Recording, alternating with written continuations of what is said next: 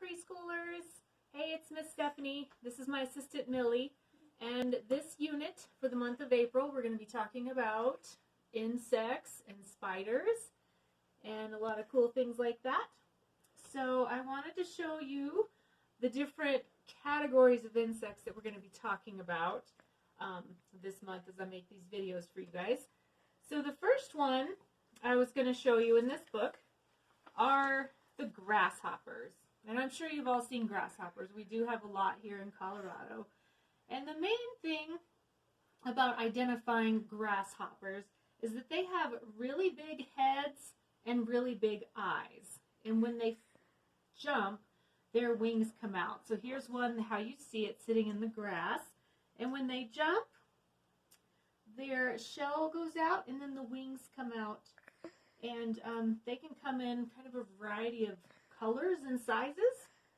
And we're doing this inside today because it's kind of a snowy and cold day outside, and we're not going to find any bugs.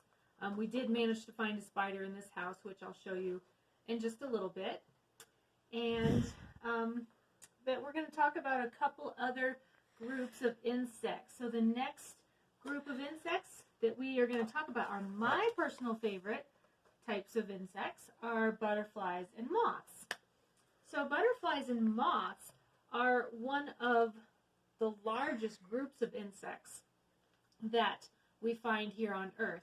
And anywhere plants, trees, and flowers grow, you will find butterflies and moths. So here I'm going to show you a couple of different examples of the patterns that their wings come in. And a lot of the times, their patterns are meant to help them be camouflaged against the plants that they live on. And the other cool thing about butterflies and moths is that they all start as caterpillars or larvae. They all go through the life cycle, which we will talk about in another video. So here's a different kind of a moth, and these moths are really chubby and furry, and they're kind of fun too because they're pretty cool.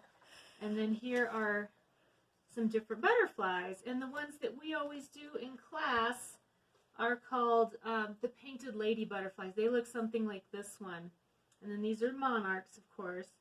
And if you guys ever get a chance to go up to the Butterfly Museum in Westminster, Colorado, that's a really cool place because you can go through their butterfly pavilion and see tons and tons of different kinds of butterflies, and you can even watch some of them hatch. So the next group that we're going to talk about are the beetles. Now, beetles make up the largest group of insects on the earth, and they can be found anywhere on Earth. So you can find them on the polar ice caps. You can find them in Antarctica. You can find them at the tops of mountains, in the deserts, and even in the oceans. So you can find beetles just about anywhere, and they come in really cool shapes and colors and patterns. And if I find a beetle this weekend, I will film it and send the video out to you guys so you can look at it.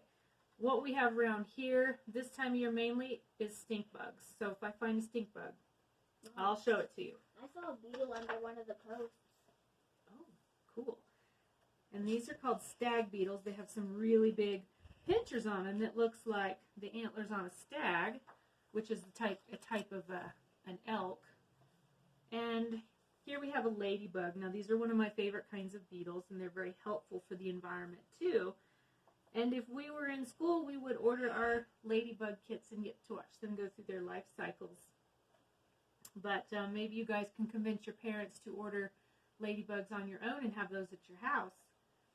Okay, and so the last group that I'm going to talk about right now are the spiders and the scorpions, which aren't actually considered insects because they are different. They have 8 legs, and they are considered arachnids.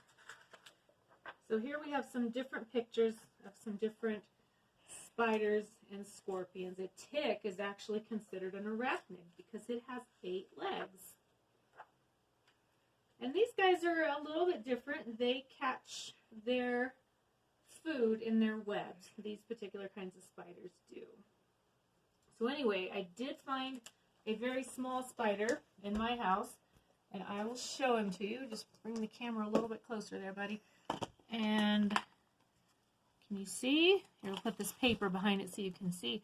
So spiders, like insects, they have a head, a thorax, and an abdomen, the 3 parts of their body, and they have 8 legs. So that is one way you can identify a spider from just a regular beetle or an insect. Did you get a good shot of him? Okay. All right. Well, this concludes our video for today, and I will be sending some more out. So I hope to see you guys again soon, and have a great day. Bye. Time to let the